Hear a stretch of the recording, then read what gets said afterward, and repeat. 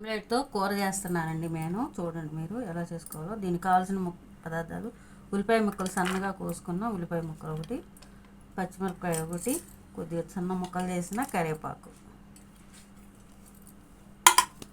కారం, అర స్పూను ఉప్పు అండి. ఇలా కాచుకోవాలి. 3 కోడిగుడ్లు,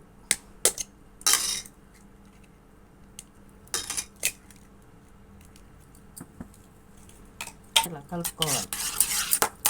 స్పూన్లో ఆయిల్ వేసుకున్నాండి, వేసుకోవాలండి.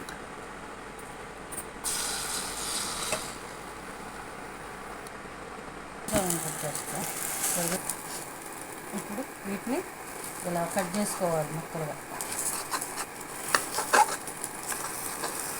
ఇప్పుడు ఆయిల్ వేసుకుంటున్నాను.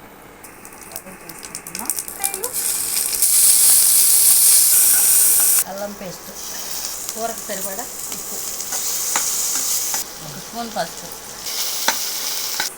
ఉల్లిపాయ ముక్కలు అన్నీ వేగాయి కాబట్టి ఇప్పుడు ఆమ్లెట్ ముక్కలు వేసుకోవాలి. 1 స్పూన్ కారం, కొద్దిగా గరం మసాలా వేసుకోవాలి.